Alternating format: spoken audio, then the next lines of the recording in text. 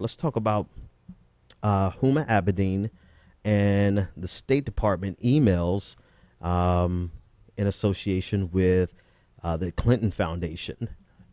So this came out today, and it's funny how this dropped on the same day as as Donald Trump upped the ante. But so the State Department emails have come out showing the State Department asking to find a job and to take care of a Clinton Foundation associate. Judicial Watch is a part of Judicial Watch's Freedom of Information Act lawsuit.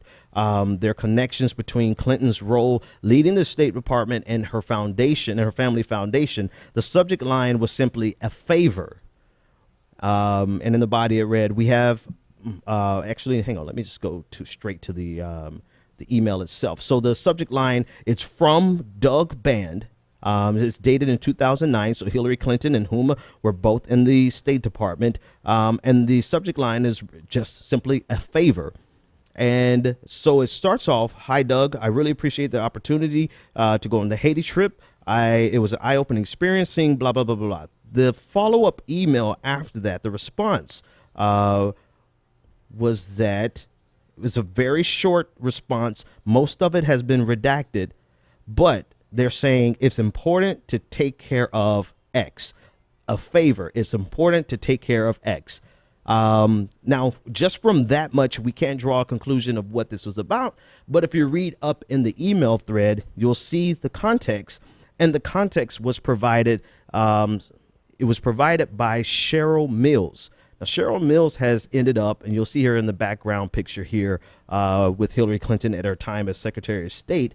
Cheryl Mills has been one of the chief staff members, lead staff members for Hillary Clinton at the State Department, implicated in quite a few situations just like this, including Raj Fernando. You remember the Chicago exchange broker, commodities exchange, I believe, where he was awarded a prestigious and important position on a national security board reviewing nuclear policy. And Raj Fernando, who has zero experience in nuclear policy or foreign policy for that matter, was added to that board as a result of his contributions, allegedly as a result of his contributions to the Clinton Foundations. Now, this is exactly par for the course, right? This goes right in line with the behavior we saw with Raj Fernando. So the first email comes from Doug Band in a conversation that he was having about a trip to Haiti. Huma actually sent this next email, and in this email, CC'd to Huma Abedin from Doug's Band, saying that it is important to take care of a certain individual who has been redacted. The final email was from Huma Abedin, CC'd to Cheryl Mills, and it says, we have all had him on our radar. Personnel has been sending him options. Let me repeat that. We have all had him on our radar. Personnel has been sending him options. Now, to be clear, this email, this exact message is coming from Huma Abedin, who is still the personal assistant and possibly chief of staff, probably only second to Neera Tanden of the Center for American Progress. But she's very connected with Hillary Clinton, probably next to Hillary Clinton right now. Huma Abedin sent this email to Doug Band and CC to Cheryl Mills, April 22nd, 2009, saying that we have all had him on our radar. Personnel has been sending him options. And this individual is a person who is connected to the Clinton Foundation. They can draw that from the Haiti trip and some other information. But this is done as a favor. Now, this has not made a lot of headline news today because Donald Trump and his Second Amendment, but it's par for the course for what we've seen in the time with Hillary Clinton at the State Department, going completely counter to her testimony. No surprise, right? But completely counter to her contention that that there was a veil separating the Clinton Foundation from the State Department. Well, now this is the second individual who has been associated with the Clinton Foundation who now has a favor called in allegedly because of their time at or their contributions and participation with the Clinton Foundation. Raj Fernando, who subsequently resigned immediately as soon as it became public, thanks to some investigative reporting by ABC News, and now an individual whose name has been redacted. But this email chain is actually implicating Cheryl Mills, Huma Abedin, and Doug Band. Now, we can't concretely conclude, excuse the alliteration, that this is quid pro quo, right?